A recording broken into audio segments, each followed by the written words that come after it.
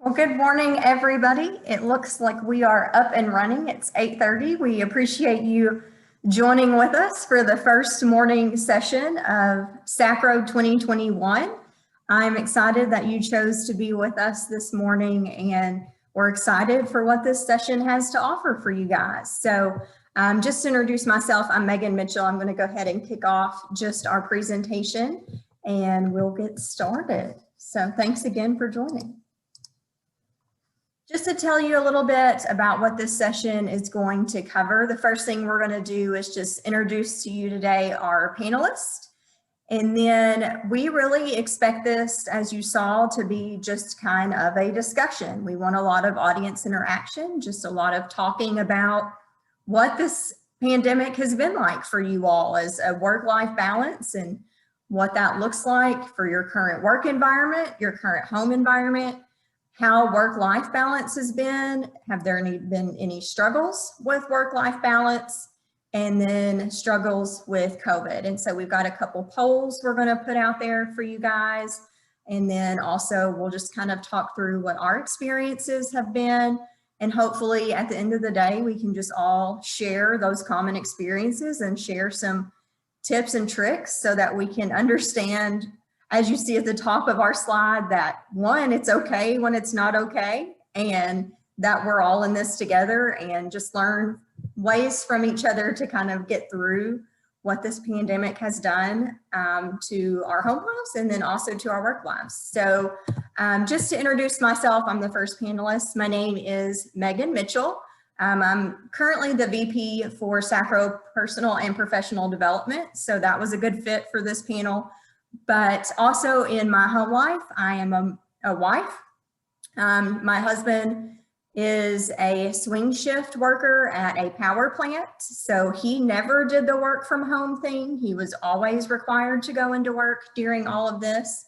So that left me to be the work from home person, as well as full-time mom in a lot of ways, because he was always going in. We have two boys that are 10 and 12. And so, of course, we had the element of the at-home school and all of that to deal with. Right now, my current work situation is very hybrid. I go in 2 to 3 days a week, and those days vary, honestly, just depending on my kids' school situation, because we're still remote a lot, and you don't know when we're going.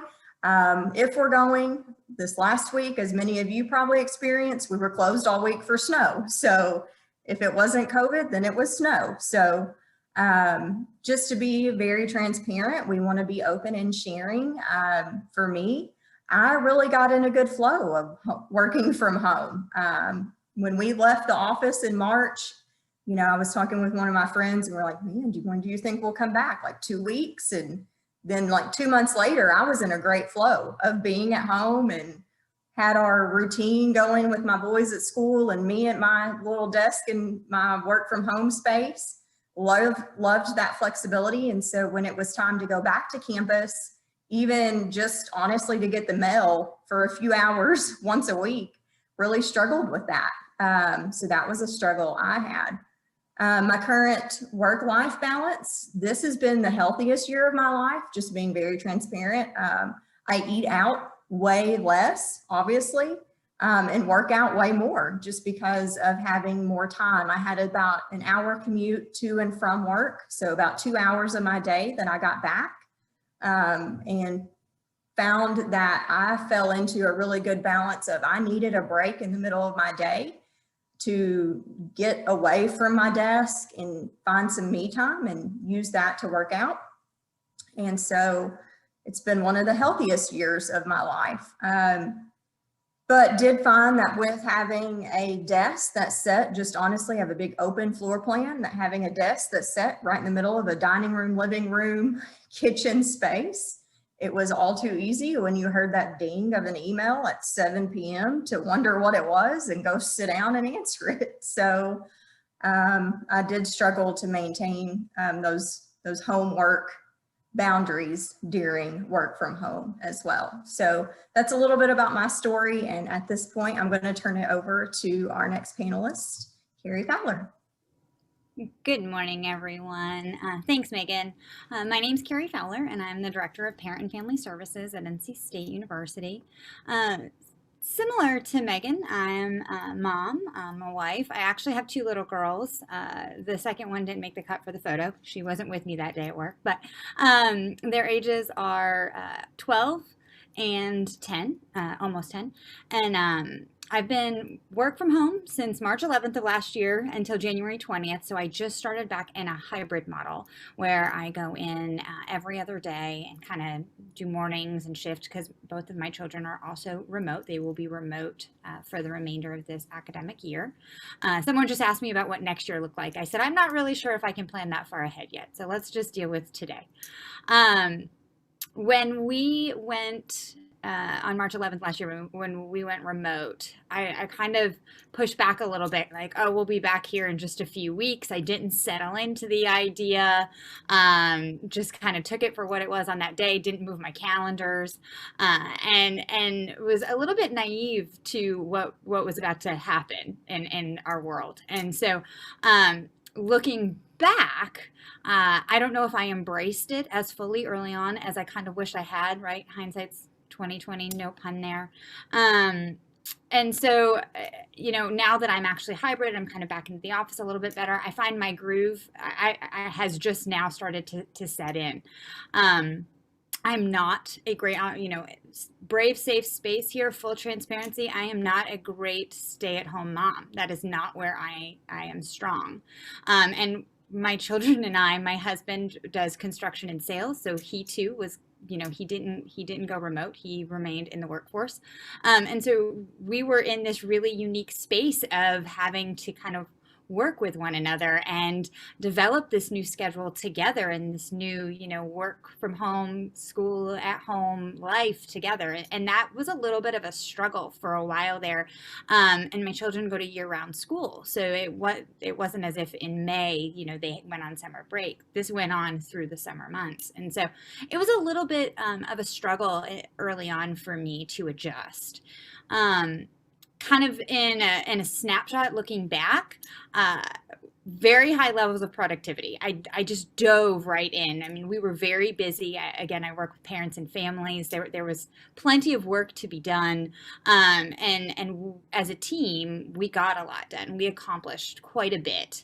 So there was high productivity. There was strong team collaboration, but similar to what Megan was noting, I struggled to disconnect from work and to re-engage with my family. And so I had to identify what those lines looked like, and I had to reestablish them. And I don't know if I ever had really strong black and white, like work home. For me, they kind of, I love both dearly, and so they're always kind of meld just a little, similar to my photo here and intermixing the two. But it became very apparent up front pretty early on that I needed to have those lines and that I needed to check in and check out so that I could still be a good role model and a good mom and have the same level of high productivity with my children that I was having at work. So that's kind of a little snapshot of where I'm at now. And I hugged my desk when I came back. I appreciate my office. I appreciate my commute and my space. And that makes me stronger when I re-engage and go back home. And that's a little about me. And then I'm going to hand it on over to Nathan. Thank you. So very similar in terms of a session about, family and work-life balance. It wouldn't make sense if I wasn't a father. I, on the other hand, only have one child, and she is a 5-year-old there in the picture. Her name's Elizabeth, and she can be a handful. There's certainly some things in terms of working with younger children that I was not prepared for. My wife, she works in early childhood education with a local hospital. So similar to everyone else, my spouse was still going in. They had to be there to support doctors and nurses who obviously have very important jobs during this time. And I am not the one who's good with the little children. I do pretty well with my nieces, my nephews, the older ones that are more like teenage years. But as far as little children, this was something that to be honest, I would say I was probably pretty well unprepared for. So there was a lot of learning. There was a lot of conversations. I was fortunate in terms of my wife's field that I could rely on her for some good advice and some good pointers. I learned a lot about something called 1, 2, 3 magic. So that was very helpful for us, for any of you that have any young ones.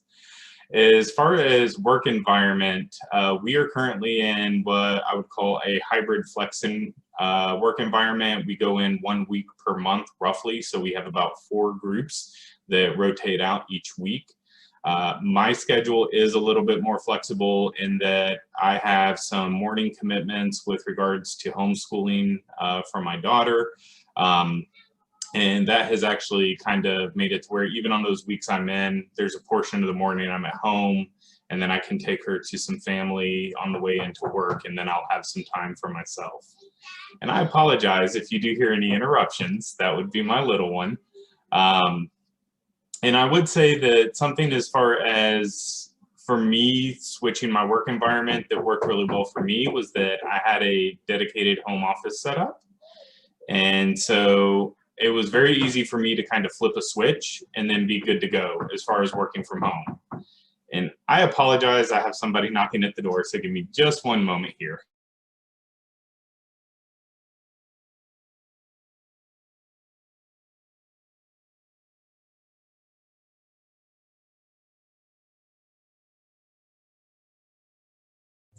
And that was my little 5-year-old who was very concerned because the cat wanted in my room. So there's little things like that throughout the day that kind of happen. But as I was saying, dedicated home office setup, so it was very easy for me to transition to being able to work efficiently from home. A lot of our staff had to bring computers, multiple monitors, things like that. I was fortunate that I could leave all of that in my office because I already have those things here at the house, being a little bit of a tech nerd myself. As far as work-life challenges that I kind of ran into, as I elaborated on a little bit, my new job as a teaching assistant was something that I was not quite prepared for. I kind of knew that there would be some technical difficulties having a 5-year-old. She's not especially savvy with computers, though I will say that for any of you with young children, they learn that stuff so quickly. It's really remarkable how she was able to adapt to Zoom and muting herself and things like that. But there was still a lot of me having to go in there and periodically kind of redirect and help keep her focused. She had not had school experience prior other than early childhood education, so getting used to a new schedule was very difficult, and we had some challenges there.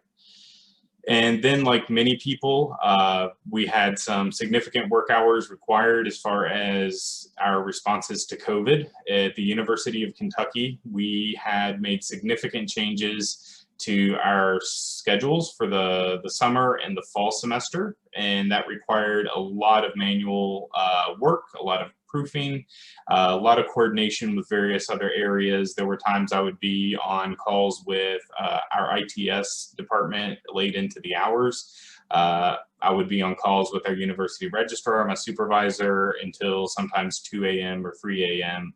in the morning, just to make sure that we get all of the I's dotted, all the T's crossed, and that things are good to go. So we did have some periods where there was a significant amount of workload, even beyond what we would normally get.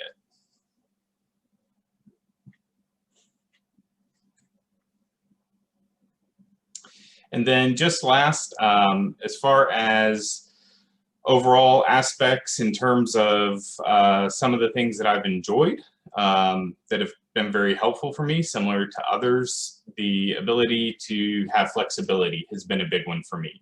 And so you'll see that as I discuss a lot of things later, flexibility is something that I heavily lean into. And I'm very fortunate that my work environment has allowed for that because that's been a big help as well. And with that, I think we'll be good to move on. Thank you. Great. All right, so now we're going to kind of just turn it over to the audience interaction portion, where we just really want to open it up to kind of a panel discussion. We're going to drop in our first poll and just kind of see where most of you all are at for current work environment. So you'll see that poll out there, and if you'll just give us what your current work environment is, whether you're mostly on campus, mostly hybrid, which is that kind of flex, which is what Carrie, Nathan, and I all are, which is where you're mostly home, but then on campus some as well, or if you're still fully remote.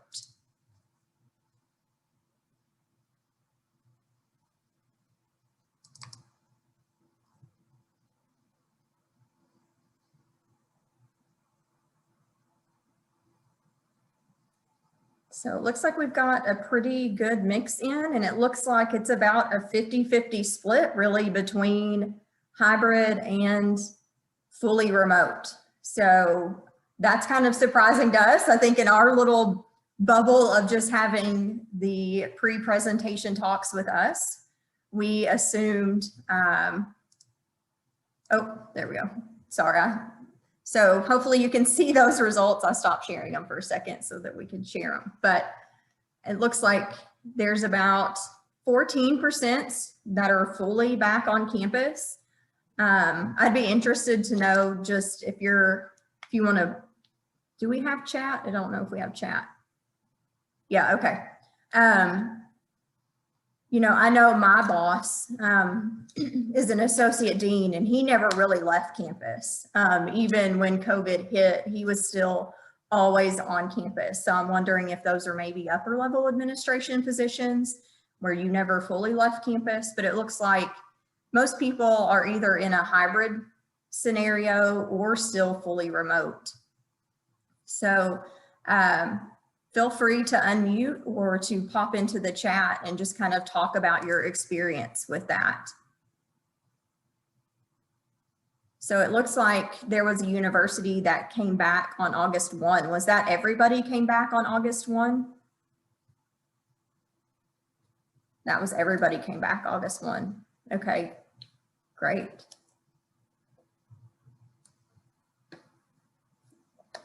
That was, I know August 1 was the date that we came back to hybrid, where we had to be in, every office did it differently.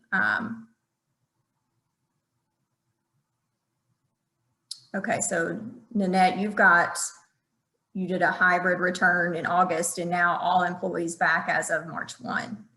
So y'all are getting ready to return back to campus too. And y'all are welcome to unmute and share stories. Like, you're welcome to share in chat, but if you want to unmute and share as well, you're welcome to do that too.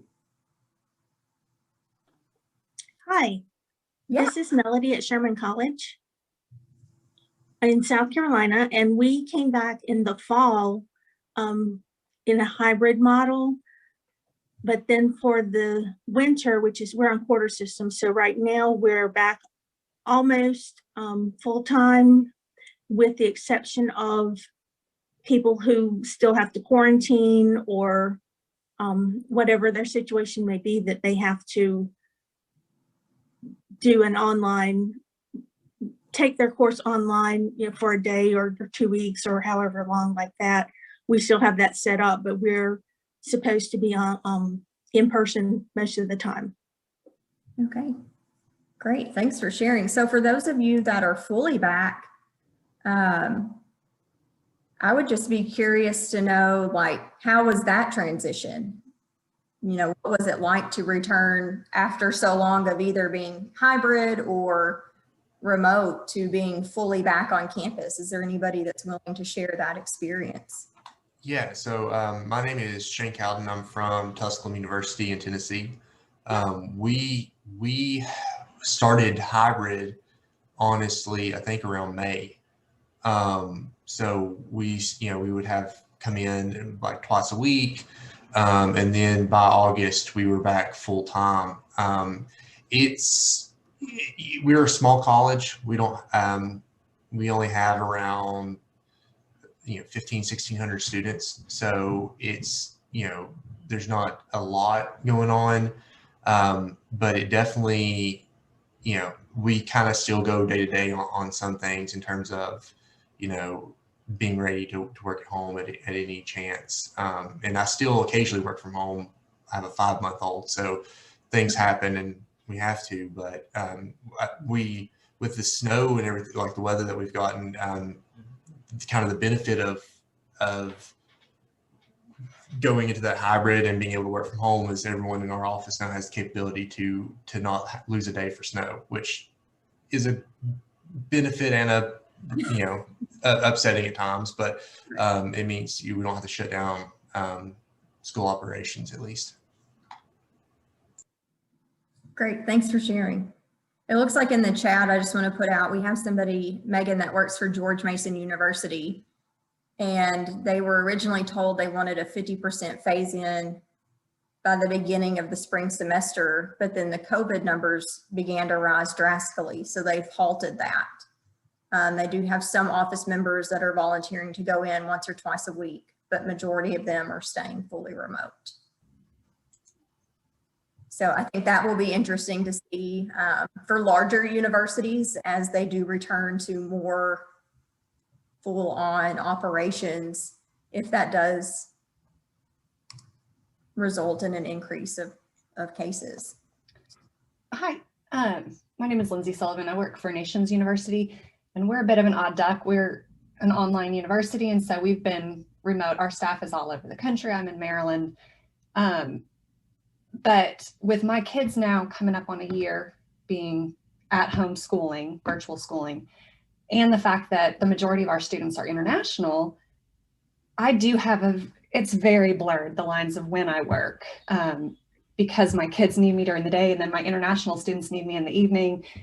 And so I'm just wondering, do you have any practical tips on how to put those boundaries up of, I mean, is it better to set hours that you say, this is when I'm going to work and I won't work outside of those hours? Or I don't know, this past year has been a struggle to try to figure that out. And so I'm just looking for any practical tips that anyone has.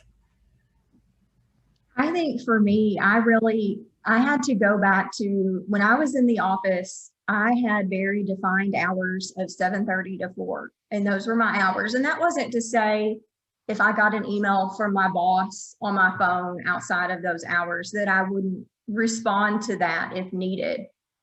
But I would never respond to student inquiries or even necessarily colleagues or faculty members outside of those hours. And so I went back to implementing those hours for me. And I think that those hours can look different for everybody.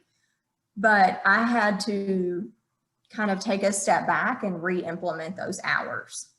And so now that, for me, a big thing was like, I made myself, when we first transitioned to this, it was the great benefit of like, I can work in my PJs or I can work in my sweatpants. And I started making myself get up, and I wouldn't necessarily do makeup and full hair and all of that every morning, but I made myself get up and get dressed and sit at my desk. And that really helped kind of establish my work day. And then at 4:30, I would go back to my comfy clothes, and that just kind of helped define those boundaries for me. But I think that's a really good transition to our next kind of topic about what your current home environment is. So Carrie, I'll let you unmute and kind of take over of like defining those boundaries between work with the remote and hybrid and what home environment looks like. Yeah, absolutely. You know, and there was a question up earlier in the chat too about transitions and, you know, how to transition, you know, and I think that we can talk a little bit to all of it. And I think it's really important that, you know, whether it's first you have to identify what works for you, and that may change. For me, it was recognizing that needed to change at different stages throughout this entire process. I think that one thing that I've seen colleagues do is set an auto reply, even if they are working, just, you know, I'm working remote schedule. Please know this could result in a delay. That can give you just a little bit more of a buffer around like protecting your work hours and your time and not feeling that necessity to respond instantly. That's something that I feel has been a downside to working remotely, is you just always feel connected, right? Like we are so overstimulated. And I know every time I hear the chat ping, right, even if I just walk to fill up my water bottle in the kitchen, if I hear that chat ping, everything kind of stands up like, oh, I'm needed right then and there. And that's not always the case. Sometimes it's okay to take that step back that Megan was referring to. One thing, just speaking specifically to home environment, is that it forced a very overstimulated household. You know, ages 12 and 10, we are doing dance, we're doing gymnastics. Like I'm leaving work and I'm not getting home until 8 or 9 at night. And we were just on that typical go, go, go kind of lifestyle. And COVID put a huge stop to that, right? That was a big halt. And so if you think about in the work of, in the world of your work, it's not going to halt it, but it does allow you to take that step back to reevaluate. If you're feeling like you are, in that overstimulated, super busy, hectic mode, halt it and reevaluate and set those barriers for you. Set up that balance. Take that day that you need. Put up your away message and absolutely disconnect. One thing that I didn't do pre-pandemic was if I was taking a day off, I was probably working at some point, whether it was on vacation or if I need, doctor's appointments, I was probably still working at some point during that. Now, if I have to take a day off, I will put up my away messages, I will shut my computer and I won't open it. My colleagues know that if there is something urgent that needs responding to, like, call me, and that will be when I have to check in. But other than that, I don't log into email, and I really do preserve that time for my family, because what happened in my home environment, I kind of alluded to this in my intro, was that I wasn't as present. I was physically there, but I wasn't mentally present in my home. I was very much locked into my work, and that needed to shift, because that wasn't allowing me to be the best mom and the best wife and kind of the best version of me, and it was just causing undue stress. And there are peak times. We all have peak times, right, where we can't step back, right? We all have those seasons, and we know what the cycle looks like, and there are times where you have to respond, but not every day is like that. And so recognizing what that is and giving yourself the grace to step back and recognizing that, it's okay to set boundaries, and it's okay to have those limits, and it's okay to clock out to go make dinner for your family if you need to. And that's something that I also try really hard to support in my staff. I have a small immediate staff, but I also manage students, and we see what's happening to their mental health, and it's also happening to ours. And so for every type of advice that I'm giving them to take care of themselves, I have to look within and do that too. I have to figure out what works best for me too. So I would, the advice is pretty practical, and just set your limits, set your boundaries, and protect them. And know that, if you're still getting the work done and you're still able to commit, you'll probably do a little bit better too, right? I found that when I set those boundaries and I have that good balance and I find that groove, I'm a little bit more productive in those ways. And what I put out in my work usually shines a little bit better as well. That's mine. I invite you all to drop whatever works for you in the chat, or what perhaps you've seen colleagues do that works for you. Another thing that I'll highlight are conversations like this and connecting with colleagues who understand what we're all going through. Between the SACRAO organization and other professional organizations, I have groups of individuals that I'm able to connect with who just get it and who are great sounding boards for, long days and tough conversations. And so I would say lean into those people as well.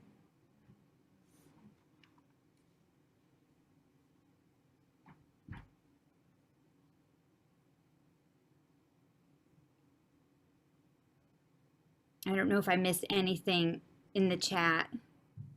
I'll just share. So my colleague that I was expressing in my introduction that we were discussing, like when we were leaving the office in March, Like, how long is this going to be? Is it going to be 2 weeks? She was panicked. She has a 5-year-old daughter, and her twins at the time were 6 months old. So she has identical 6-month-old twins. And so working from home for her was a terrifying idea, just to be honest.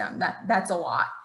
And so we were talking last night about this presentation. And so she tagged me this morning in a post on Instagram, and I'll just share it with you guys. But it says, the next person who says I could never do it to me re-pandemic parenting is getting a very lengthy lecture. Oh, you couldn't do this. Neither can I. No one can do this.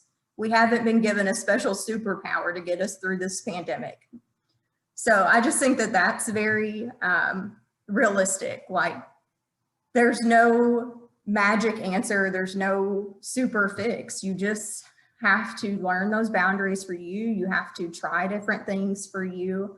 Like I said, I learned very quickly that I needed that midday break. I've always needed that midday break. I've always been a go to lunch person. And obviously when the pandemic hit, I didn't have that option to go to lunch. So for me, luckily pre-pandemic, we had purchased a Peloton, and I figured out that my go to lunch was to get on the Peloton. And so it was just finding those ways to transition things that worked pre-pandemic into pandemic options. I still prefer to go sit in a restaurant and eat lunch, but the Peloton worked as my break. I think that's really important. And I'll also just add before we kind of head into the next slide, you know, it's okay. And one of the things that Megan said in the beginning, you know, it's okay if we're not okay. And it's also okay when you're setting those boundaries to say, you know, I can't do that, or, you know, this isn't serving me, or I can't, you know, just knowing those limits. And I'll share that when we embarked on a new school year for my children, one of my children has a learning disability, and I reached out to her teachers. We're at a new school. Obviously we're mobile, all of these things. And I said, I don't know how to teach her.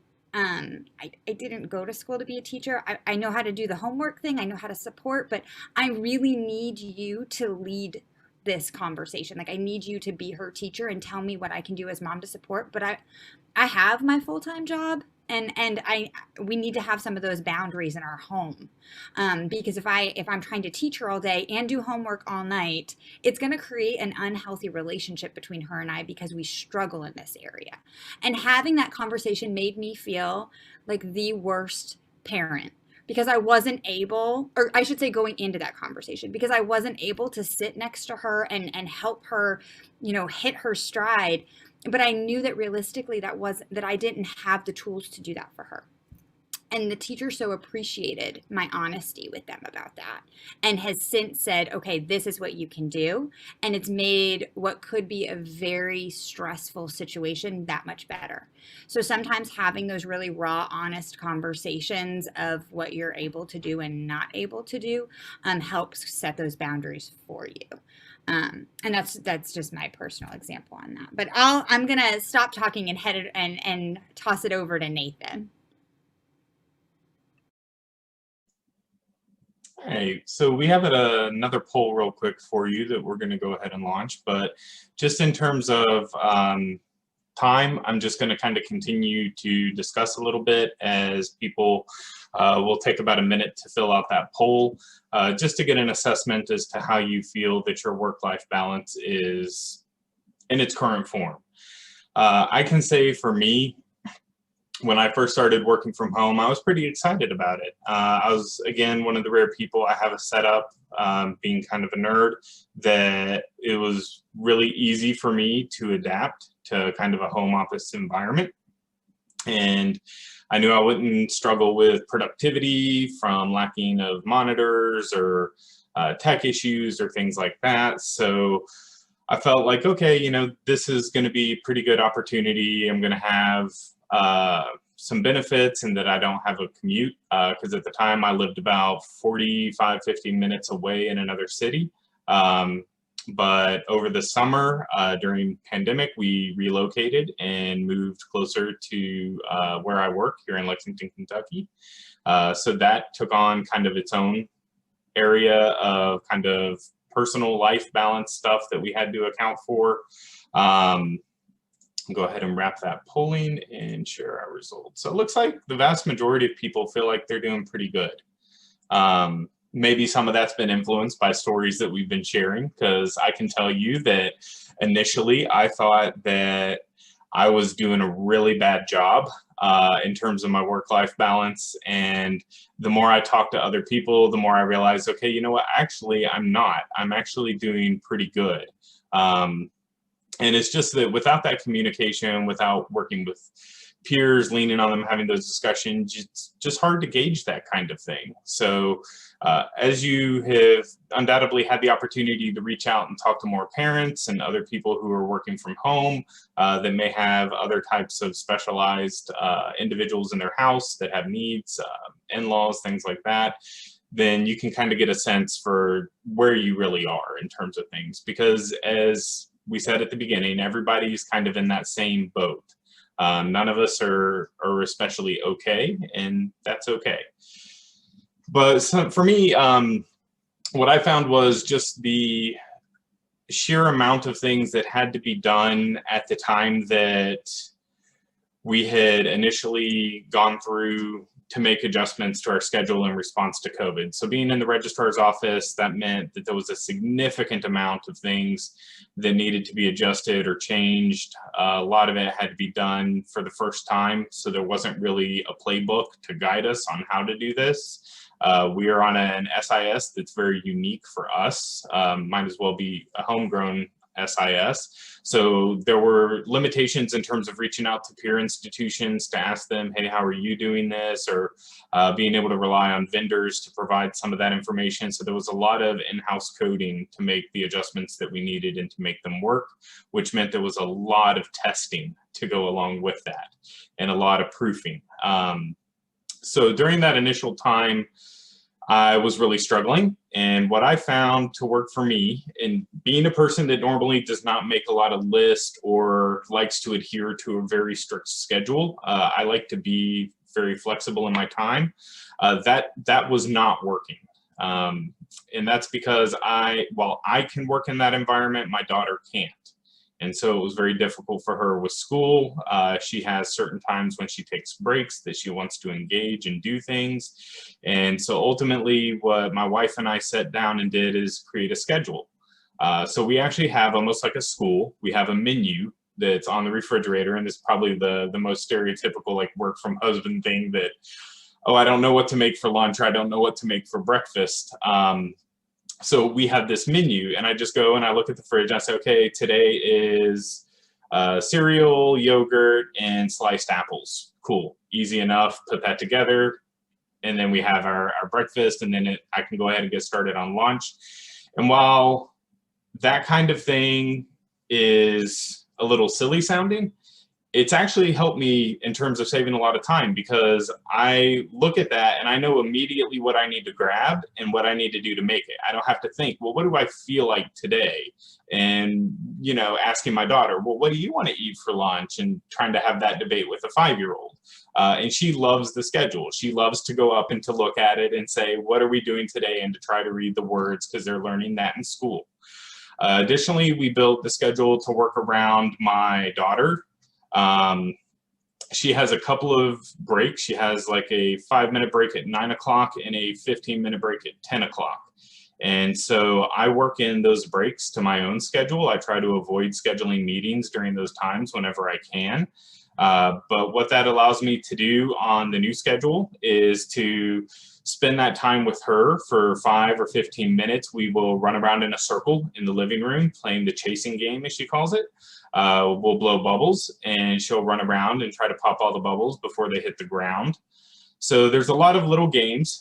Sometimes we'll just play a small game of Candyland or Operation or something along those lines. But I find that taking that time to engage with her during her breaks, while that also gives me a little bit of a break, it helps keep her focused on class. And the more that she stays focused in terms of those areas, then the more I actually can focus on my areas and my work, the fewer interruptions I get. And I can already tell you the interruptions I got today, if you remember when those were occurring, you would see that those times pretty much align with where her breaks were. And so I told her today we'd have a little bit of a different schedule. But I think that that helped a lot. Not being somebody who normally relies heavily on a strict schedule, who appreciates the flexibility, having a schedule for that morning to help regulate things while my daughter is relying on me for certain things was a huge help. And then that extended into some time for me. So something that I found very, very, very nice is normally I have an hour lunch in the office. I'm not one of those people. I hate eating lunch at my desk. Because I'll just work through it. So I'll either bring something, I'll go sit at a table outside if the weather's nice, or I will go to a cafeteria or a nearby restaurant. Not doing that by working from home, one is made for a much healthier diet, has actually saved money because I'm not eating out a lot. So I can spend that on other fun and exciting things. And the benefit though is that I can kind of mimic that at my house. With a dedicated office area, I'm doing my work here, but then when it's time for lunch, I get up and I go to another room and I disconnect from that. And sometimes I may eat my lunch in my bedroom or in the living room or dining room, depending on how I'm doing today, what the lighting is. I like to sit somewhere where there's a lot of sunlight if I can, and that helps. And then some days I might do a little workout routine for maybe 20 or 30 minutes, take a quick shower, have a little bite to eat, and then go right back to it. Or what I may do is maybe watch 20 or 30 minutes of a little sitcom on TV while I eat lunch, and then go ahead and do a little exercise in the shower. So taking that time to disconnect yourself, not just to eat something, but to actually remove yourself from where you work and find a new location. I'll actually go sit in a recliner and read for a little while sometimes as well, and that helps decompress. And I do see, actually, Megan, I had the same issue. So my daughter will tell me frequently when she is bored or when she is hungry. So we have a few snacks that are set out in the morning, just like you, that she can kind of go and have, that she doesn't need to rely on me for. And then obviously, we try to, again, those breaks and those play times kind of help with it. And I find if you do something active that requires energy, then that helps kind of calm them and get them a little more amenable to sitting and participating in class. All right. And I think from there, we can just kind of transition pretty easily into the last of it. Yep, and I think we've kind of already incorporated some of the struggles into the other slides. So just since we actually only have about 2 minutes left in the session, I'm gonna just kind of run through those 2 slides right there, right into our last 2, and I'll just put those both up and we'll kind of combine them into one. But it's self-care tips and silver linings. I'll just share mine real quickly. We've already talked about those. Self-care tips for me, a big one was getting dressed every morning. Even if it's sweatpants and a sweatshirt, but getting out of pajamas, starting my day and establishing that 7:30 to 4 schedule was huge for me. And then silver lining of all of this, I've had more time with my husband. Like I said, he works swing shift. And when he worked swing shift and I worked that 7:30 to 4, there were a lot of days where we literally were like meeting at a gas station to say good night, love you, bye. And we would swap kids and I would go home and he would go into work. And so with me being at home, we at least get that time. Even though I'm at work, I still get to see him. So that's been a huge benefit of the remote work for me. So I'll turn it over to Carrie for hers. I'd say my self-care tip, and it took me a while to find this, was finding a space that worked for me in the house in terms of an office space. I think I had 4 different setups at one point. Like I had moved 4 different times throughout the house to where I could get out of, whatever room and go and feel like I had an office set up. Once I found that and kind of hit my groove with that and found a space that felt productive, that was key for me. In terms of silver linings, our team, as I mentioned earlier, we have a large-ish student staff team that was always kind of coming and going through the office, so we didn't get a lot of time together. And Zoom has changed that, and it has brought our team, our student staff, even closer together. And we are able to be very productive and share through these struggles of COVID and still do great work together. So for me, it's been that opportunity to bring our teams together even more so. Nathan? So for me, I would say, again, kind of to parallel what I mentioned before, I am somebody who takes a lot of value in terms of my breaks. And then, not that I don't love spending time with my daughter, I do, but when I engage in those play breaks with her, they're really for her, they're not for me. And so while they are still breaks, they're not my breaks. And recognizing that and being able to take time for myself is probably my biggest self-care, and whatever form that takes. Some days I do reading, some days I watch a little TV, some days it's working out. It doesn't have to be a routine for me because I still enjoy that flexibility. Because again, I'm not somebody who likes very rigid schedules. So having the flexibility to insert a little time into each day to do something that I feel like doing at that particular time to help me kind of recharge has been great. And as an introvert, you would think working from home, I would thrive in that kind of situation, but I'm not really alone, right? You have electronic messages coming through, email, Zoom, you have child or others in your house that are dependent. So still recognizing that even though I'm stuck at home, I'm not really alone and I'm not getting that time that I normally value. And then just making a time for that and finding a place for it. Silver linings. I didn't go a lot into this, but we actually lost a member of our team on my side during a very busy time over the summer.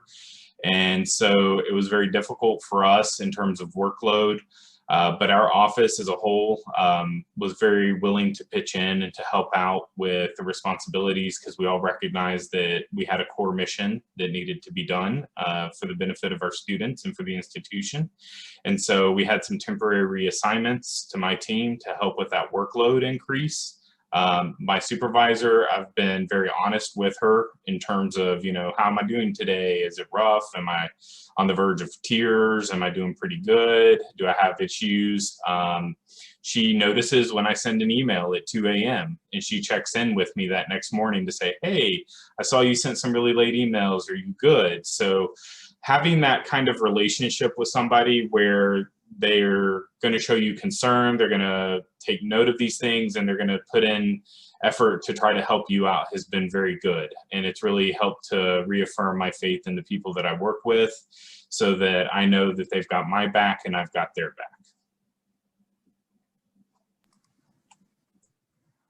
All right. Well, it looks like we are definitely over time, but if you want to share anything in the chat for people that were self-care tips or any silver linings you had, that would be great. And then last but not least, we did just want to give you all our contact information. If anything that we said resonated with you and you would like to reach out to us just to, talk a little bit more in depth about how we schedule this crazy work life home balance, we're happy to discuss that with you further. So there is our emails, our emails, and we would love to chat with you about it more. So just know that we are all in this together, and we just thank you for coming and sharing stories with us about how we've all gotten through this. And hopefully you took something away from our stories and our struggles that will help you all